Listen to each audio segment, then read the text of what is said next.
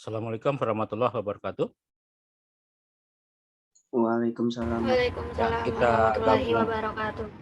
Kita gabung kembali join to continue our meeting today. Saya coba share kembali ini ya. Sudah tampak ke Mas Evan. Sudah kelihatan materi Bapak hari ini? Ya, Pak. Bapak lanjut ya. Abrasi adalah kelainan bentuk bayangan yang dihasilkan oleh lensa atau cermin. Suatu kesalahan dalam sistem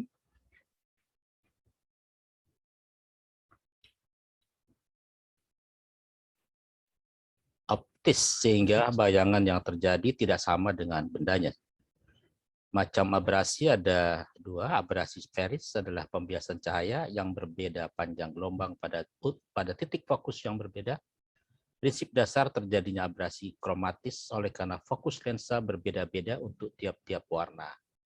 Akibatnya bayangan yang terbentuk akan tampak berbagai jarak dari lensa. Abrasi kromatik timbul akibat perbedaan indeks bias lensa untuk panjang gelombang cahaya yang berbeda. Selanjutnya slide nomor 7.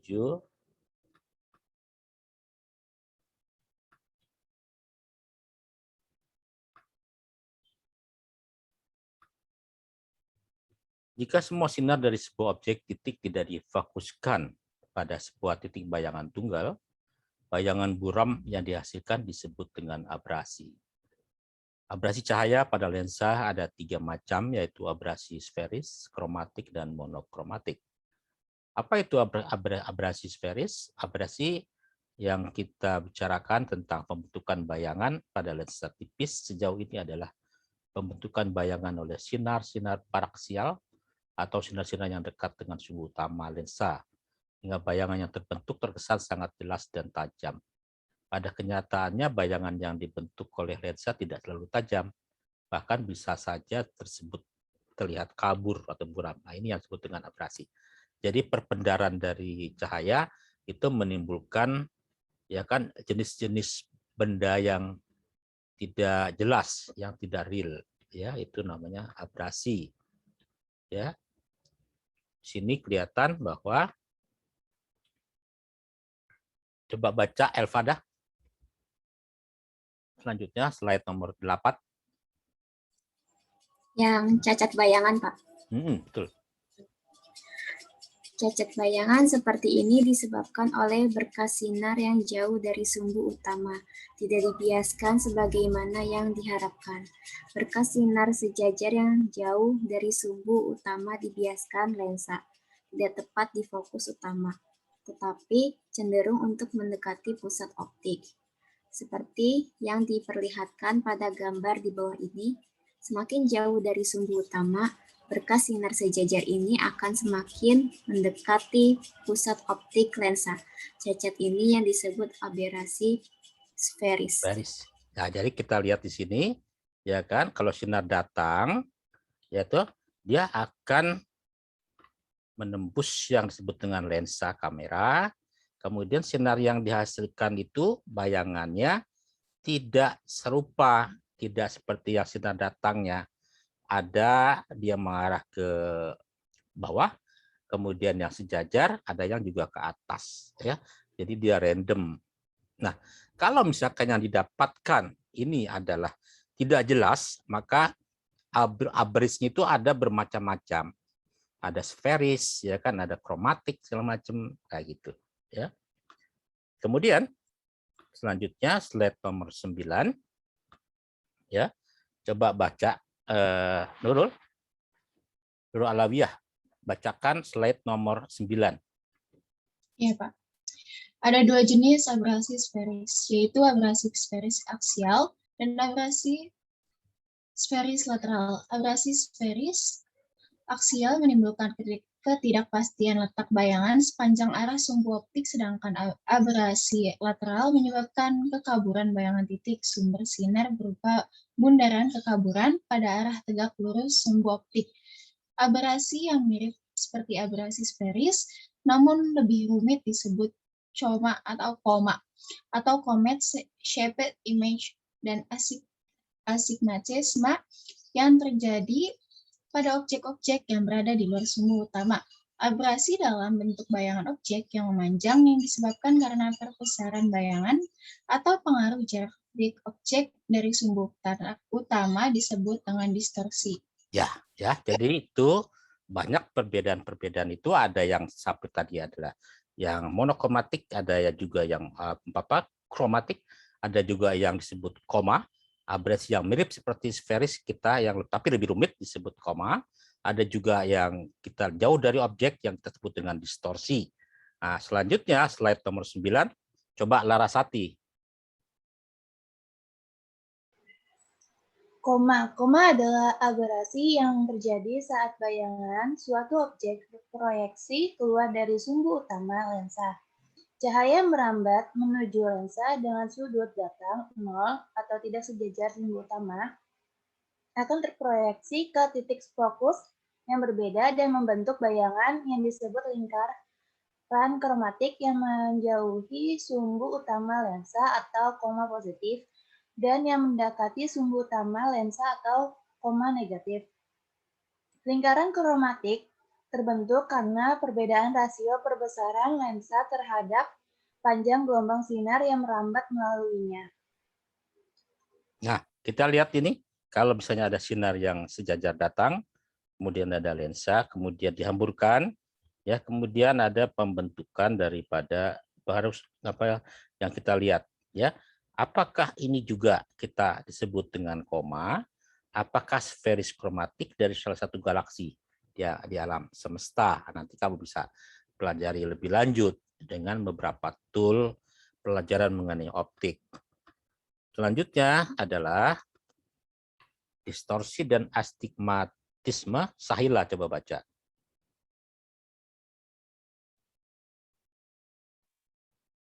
Sahila dia ada? Iya, Pak. Slide nomor 11 yang Bapak tunjukkan, dibaca coba. Distorsi. Oh iya, Pak. B. Distorsi. Distorsi atau kelengkungan medan terjadi bila bayangan dari suatu benda yang datar atau pipi yang jauh dan tidak terletak pada sumbu utama lensa tampak melengkung. Distorsi dibedakan menjadi dua, yaitu distorsi Barrel dan distorsi Pynchon. Ya. Astigma sekarang. Lalu yang C ada astigmatisme, adalah kelainan pembentukan bayangan dari suatu benda titik yang jauh dari sumbu utama. Bayangan dari benda titik tidak berupa titik, tetapi dapat berupa elips, lingkaran, atau garis. Nah, kalau kelihatan mesin di sini adalah kelengkungan medan, baik di alam semesta atau di dunia nyata di bumi. Kalau di lengkungnya itu ke dalam, ya kita sebut dengan distorsi Barrel. Karena di sini dikatakan bahwa distorsi atau kelengkungan medan terjadi bila bayangan dari suatu benda yang datar, yang jauh dan tidak terletak pada sumbu utama lensa tampak melengkung. Nah, ini yang melengkungnya ke dalam, itu distorsi Barrel. Tapi kalau melengkungnya dia keluar, disebut dengan distorsi Pynchon. Nah, berbeda dengan astigmatisme. Di sini adalah kelainan pembentukan bayangan dari suatu benda titik yang jauh dari sumbu utama. Jadi kalau misalkan ini ada sinar, kemudian ada lensa, maka pembentukan daripada astigma itu makin menjauh dan bentuknya ada berupa elip, lingkaran atau garis. Gitu, ya. Nah, selanjutnya adalah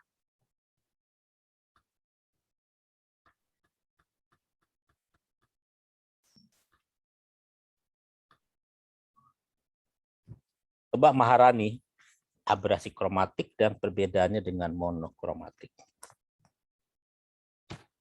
Iya, Pak. Abrasi kromatik. Abrasi kromatik terjadi bila berkas sinar polikromatik yang melewati lensa tidak hanya dibiaskan, tapi juga diuraikan warna-warni seperti warna pelangi. Setiap warna akan mempunyai titik fokus yang berbeda-beda, di mana warna merah mempunyai fokus paling jauh dan warna ungu mempunyai fokus paling dekat ke pusat optik. Yang E, aberasi monokromatik. Abrasi monokromatik sering juga disebut abrasi tingkat ketiga, merupakan abrasi yang terjadi walaupun sistem optik memiliki lensa dengan bidang sferis yang telah sempurna dan tidak terjadi dispersi cahaya sama sekali. Nah, kromatik ya biasanya kita kalau melihat citra. Jadi citra yang dihasilkan baik pengamatan yang dilakukan oleh satelit atau oleh potret oleh pesawat foto udara ya, di mana pada saat kita mau menggunakan apakah black and white ya, itu rata-rata monokromatik. Tapi kalau citranya itu inframerah, IR disebut ya, tingkatannya inframerah itu, maka dia menggunakan suatu warna yang RGB, warna dasarnya itu warna utama namanya red, green, blue RGB. Nah, perpaduan dari ketiganya itu menghasilkan warna-warna lain nanti. Ya. Jadi kalau kalian nanti memperdalam aplikasi data digital baik menggunakan foto udara atau citra ya, seperti saya waktu di luar itu di Prancis mempelajari mengenai interpretasi foto udara, itu baik menggunakan hasil dari potret atau menggunakan dari satelit luar angkasa yang mereka punya untuk mendeteksi sumber daya lahan ya, atau di daratan gitu seperti Landsat, Spot dan macam-macam ya, seperti ini halnya. Ini digunakan ya. Nah, ini awal mulanya adalah hasil dari ulama kita ini ya, yang disebut dengan tadi Ibnu Al-Haytham yang membuat mengenai teori tentang cahaya, tentang optik segala macam. Tolong bacakan Aleda, Tasa, mengenai slide nomor 13 ini. Abrasi. Baik, Pak. Abrasi bulan disebabkan oleh sinar dari berbagai bulat tapi bulat, bukan bulan. Aberasi bulat disebabkan oleh sinar dari berbagai zona dari sebuah lensa atau cermin yang mendatangi fokus dari jarak yang berbeda dari lensa atau cermin. Aberasi berwarna kromatisme disebabkan oleh perbedaan dalam pembiasan dari sinar spektrum yang berwarna. Setiap warna memiliki fokus yang berbeda. Yang sebelah kanannya, Mbak, tolong di... Iya. Ini perbandingan foto yang diambil dengan lensa berbeda. Abrasi kromatik terlihat pada foto yang di bawahnya. Baik, jadi kelihatan bahwa gambar yang di atas ini itu tampak dengan jelas ya, foto yang di atas. Tapi abrasi kromatik itu mendapatkan yang buram ini ya, namanya abrasi kromatik itu ya. Perbedaannya di situ aja, kromatik dengan. Nah, selanjutnya kalau kita gabung dengan beberapa galaksi ada di luar angkasa, tolong bacakan apa itu abrasi kromatik.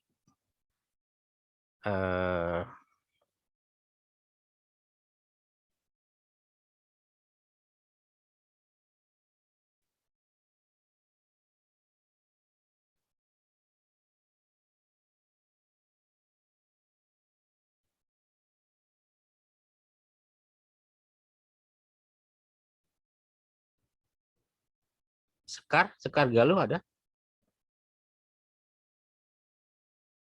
Ada, Pak. Slide nomor 14 dibaca, Mbak. Oh iya.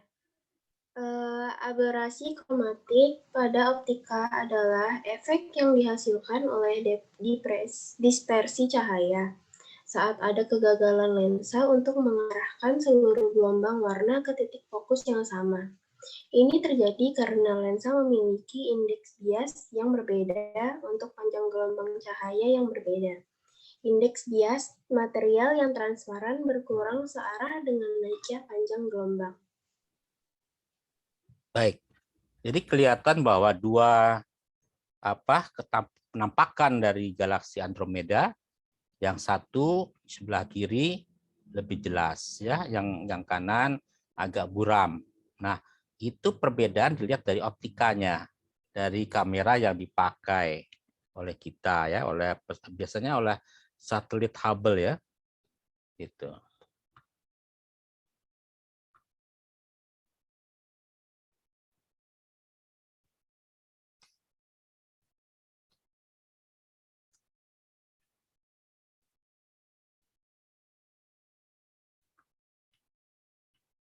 Tolong baca slide 15. Priscilla Putri Agustin. Ya, Pak. Diagram di bawah menunjukkan five-sided aberration atau abrasi monokromatik yang sudah dikenal sejak era kamera film serta abrasi kromatik. Seperti yang dapat terlihat, color fringing, variasi warna, dan color blur atau keburaman warna terlihat sebagaimana yang seyogianya direproduksi sebagai satu titik. Di antara semua tipe abrasi ini yang menyebabkan kualitas gambar memburuk, abrasi kromatik aksial dan abrasi sferis menjadi kurang kentara apabila pembukaan aperture dikurangi. Sementara astigmatisme dan abrasi kromatik lateral atau abrasi kromatik pembesaran tidak dapat diperbaiki dengan cara menyesuaikan aperture. Aperture adalah diameter cermin atau lensa yang digunakan di teleskop. Nah, itu ya. Jadi ini banyak berfungsi ditaruh ya kan dengan berbagai ukuran di satelit yang mengudara di alam semesta ya.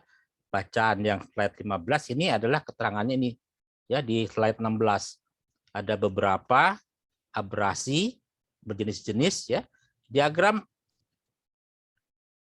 ini mengilustrasikan cara gambar dibentuk melalui cahaya yang melintasi lensa diambil dari Canon Webb dan perspektif optik. Situasi yang ideal yaitu apabila gambar dapat dibentuk pada satu titik.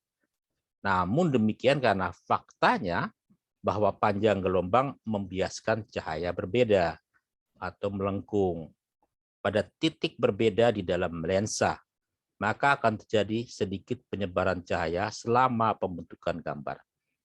Fenomena ini dikenal sebagai abrasi dan ini juga yang menyebabkan kualitas gambar memburuk. Seperti yang Bapak tunjukkan ini adalah axial chromatic aberration. Ini jenisnya. Ya, kemudian yang ini adalah lateral chromatic aberration. Yang sebelah nomor 3 adalah spherical aberration. Yang keempat adalah koma. Yang ini adalah sagittal halo. Ini adalah astigmatisme. Nah, ini adalah curvature. Ada lagi sekarang yang disebut dengan abrasi de focus dan abrasi kurva medan. Ya, tolong Fahmi Al-Farisi ada? Bacakan Mas, slide 11.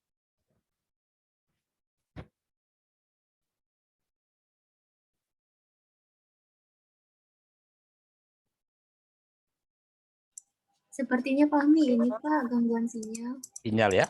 Coba Nia aja. Nia. Pak. Apa? Apa? Ada nih, Pak. Ada. Tuh, Pak. Ada, silakan. Fahmi salah. Silakanlah slide nomor 17. Mas, baca Mas.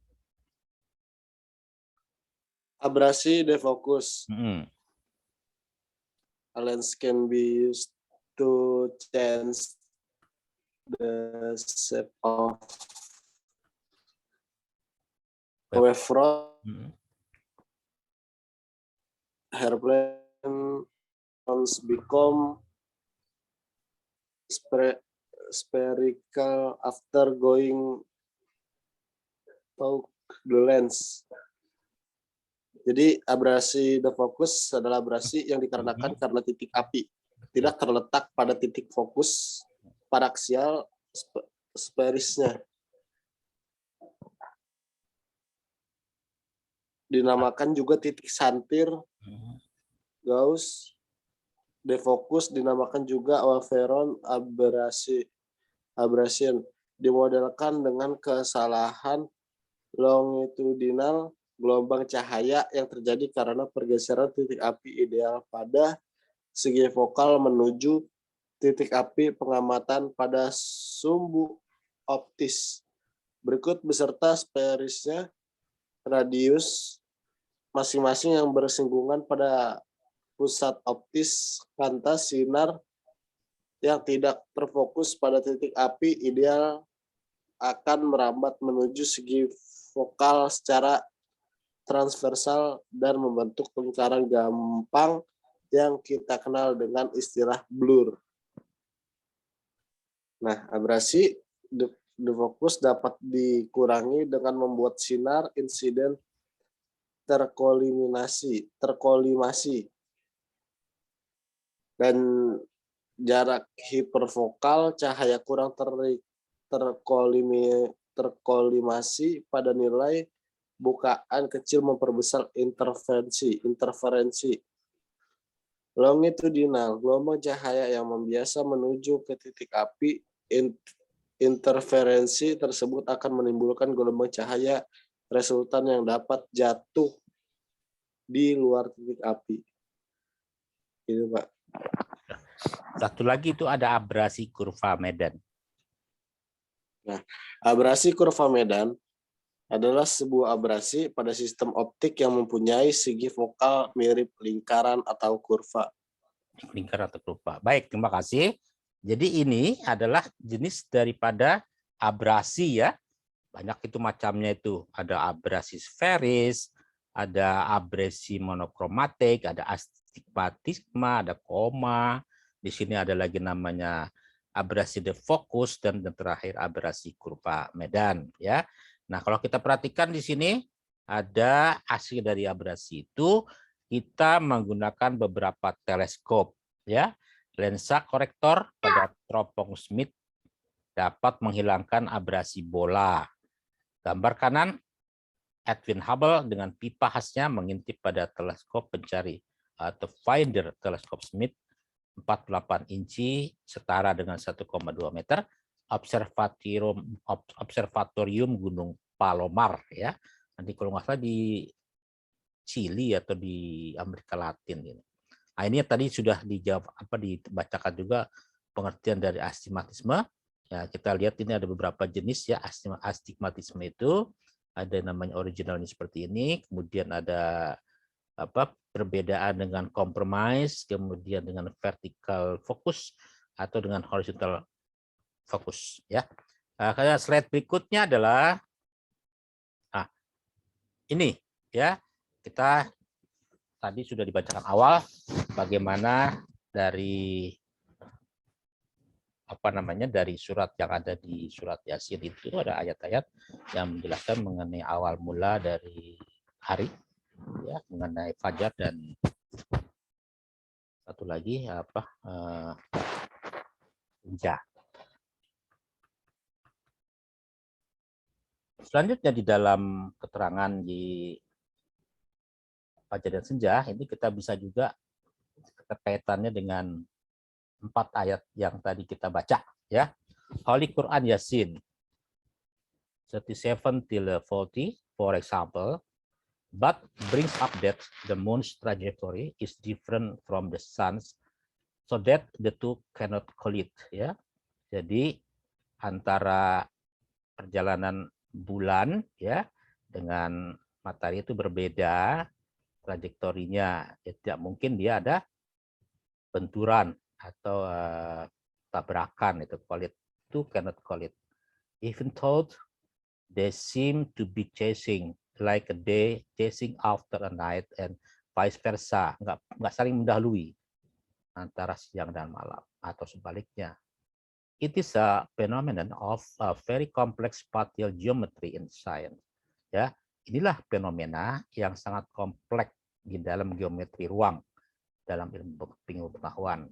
Furthermore, in Holy Quran Yasin 37 till 40, God explains the change of day and night, which is a sign of the complexity of the continuous rotation of the earth along its axis every day.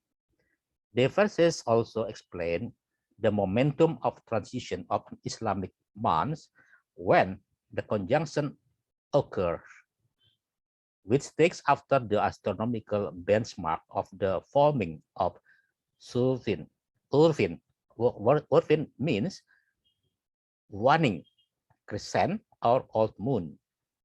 Ya kan, bulan dalam bentuk sabit atau penuh, ya, bulan tua atau bulan mati. Although the hadiths entirely specifies the existence of a waxing crescent to mark the start of an Islamic month. The conjunction has defined a mathematical 0 point. It is a transition point between the waning and waxing crescent whereby the moon's light portion is invisible. These astronomical phenomena are the effect of a combination of the Earth's rotation along the axis coupled with the moon's revolution orbiting the Earth. As such, it indicates that there is always a pause in the moon's journey each month. Simultaneously, these verses show Earth's rotation along the axis has produced apparent movement of the sun and the moon. It is genuinely impressive that they explain this very complex. Nah, kamu terjemahkan ini halamannya, kemudian kamu jawab keterkaitan yang 4 ayat di dalam Holy Quran Yasin. Itu sudah cukup, ya. Dia beredar, tidak berbentur. Nah, jadi ada ini satu sebagai bahan UAS, kemudian tadi saya katakan ada beberapa kejadian ke depan, 3,8 miliar akan berbentur antara Andromeda dan Milky Way, Bima Sakti. Nah, ada 7 referensi yang Bapak berikan, kamu cuplik referensi dari 7 itu, kamu baca. Dan kamu ambil 2 paragraf, kamu bisa ada 2 soal sudah Bapak dapatkan. Baru kita mulai dari dasar tadi, referensi tadi, mengenai pengertian fajar dan senja menurut konsep kitab Al-Qanun Al-Masudi. Fajar dan senja merupakan kejadian harian sebagai akibat dari perputaran bumi pada porosnya rotasi. Pada 2 kejadian tersebut matahari berada pada posisi di bawah ufuk sehingga sebenarnya matahari sudah tidak terlihat oleh pengamat pada suatu tempat. Menurut Thomas Jamaluddin, masih jadi kepala 8 ya, kejadian fajar dan senja adalah karena sinar matahari dihamburkan oleh debu atmosfer. Jadi cahayanya itu dari situ, ya. Kan kita tahu bahwa matahari itu adalah satu bintang. Kalau planet tidak mengeluarkan cahaya, tapi matahari mengeluarkan cahaya. Terjadinya fajar dan senja bagi umat Islam digunakan sebagai penanda waktu sholat. Munculnya fajar menandai datangnya awal waktu sholat subuh, sedangkan berakhirnya senja menandai dimulainya awal waktu sholat isya. Fenomena fajar dan senja tidak saja menarik para ilmuwan berkaitan dengan perkiraan cuaca dan navigasi. Navigasi itu perjalanan dalam jarak yang jauh, baik menggunakan pesawat, baik menggunakan satelit, baik menggunakan kapal laut. Ya. Tetapi juga berfungsi menjadi suatu tanda bagi penetapan waktu sholat bagi kaum muslim, terutama sholat isya dan subuh. Al-Biruni, seorang ilmuwan muslim abad pertengahan, telah mengemukakan konsep mengenai fajar dan senja di dalam kitab Al-Qanun Al-Masudi.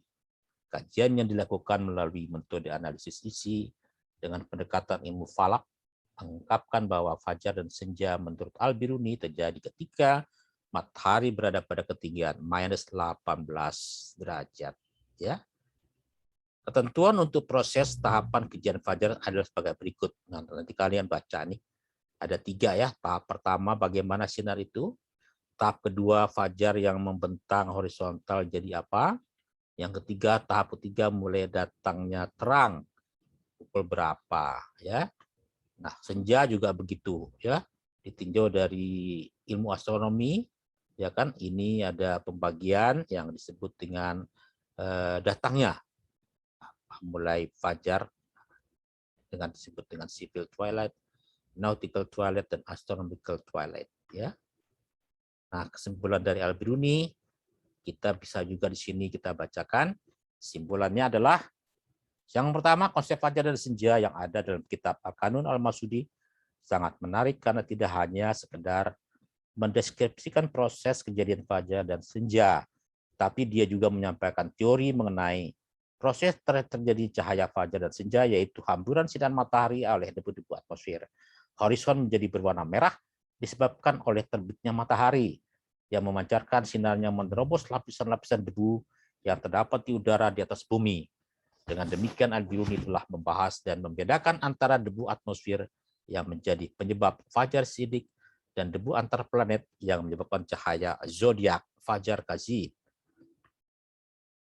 Kedua, Al-Biruni menyampaikan penemuannya dalam kitab ini, Al-Kanun al-Masudi, bahwa ketinggian matahari pada saat fajar dan senja adalah pada sudut 18 derajat di bawah ufuk. Penemuan ini telah diakui dan sejalan dengan penelitian astronomi modern yang menyatakan bahwa fajar dan senja astronomi berada 18 derajat di bawah ufuk.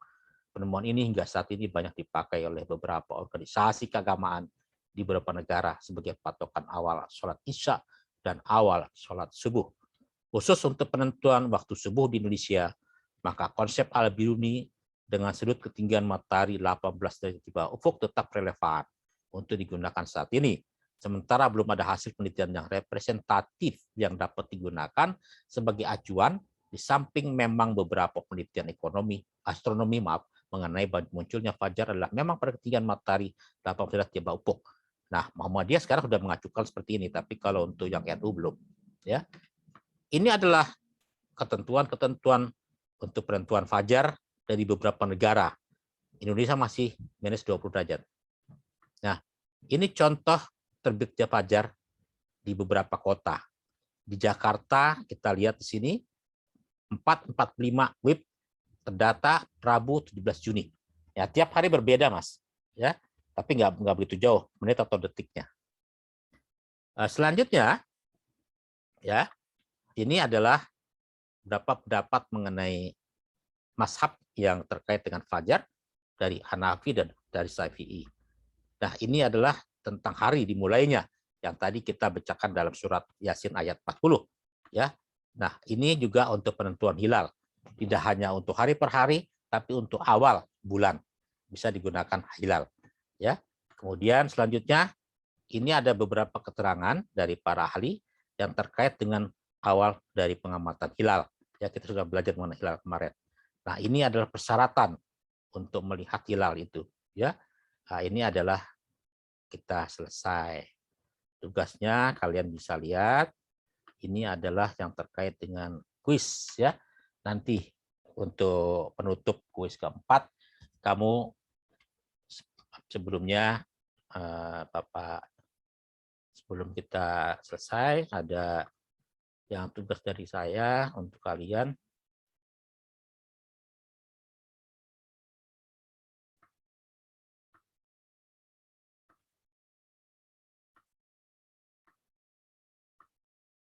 Yang terkait dengan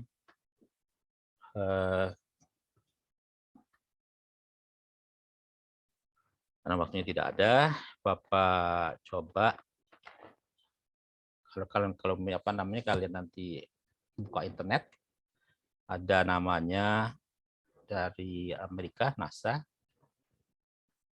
World Wide Telescope, Mas. Nanti kita bisa lihat di situ berbagai jenis galaksi supernova ya di dalam mencari seperti model stellarium itu.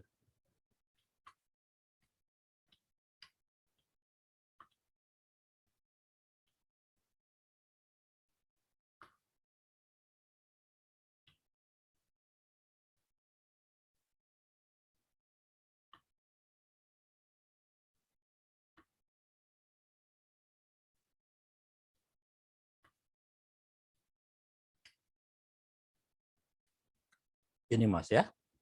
Inilah www.worldwidetelescope.org web client. Nanti bisa kamu cari guide tour ya. Galaksi. Pak, maaf Pak. Ya. Share screen-nya masih di PPT. Oh, belum. Oh, sorry.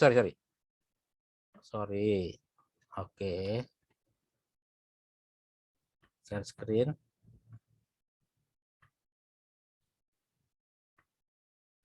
Udah kelihatan? Sudah Mas kelihatan? Udah Pak, oke.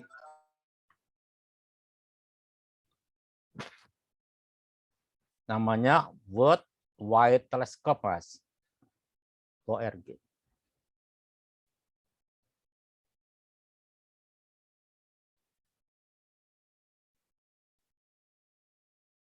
Hello, I'm Michael Bakich, Senior Editor of Astronomy Magazine. Welcome to this worldwide telescope tour brought to you by Astronomy Magazine and Microsoft.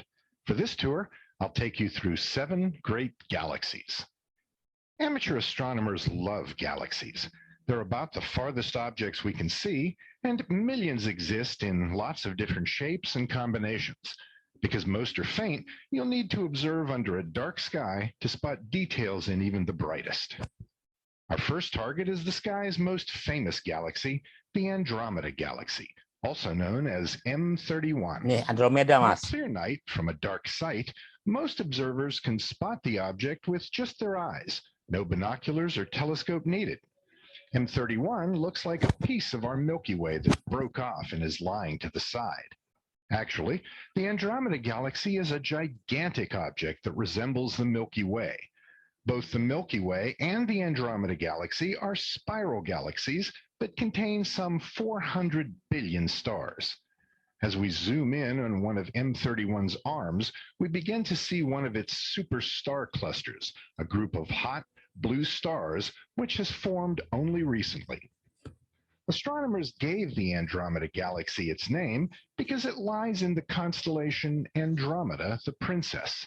According to legend, Andromeda was the princess rescued from the sea monster Cetus by the hero Perseus. In the nearby constellation Triangulum sits our second great galaxy, the Pinwheel Galaxy. Ini Pinwheel also known Galaxy. as M33. M33. Although the Pinwheel Galaxy puts out enough light to equal a naked eye star, it's hard to see because it's so big. M33's light spreads out, and that gives it a low surface brightness. Like the Milky Way and the Andromeda Galaxy.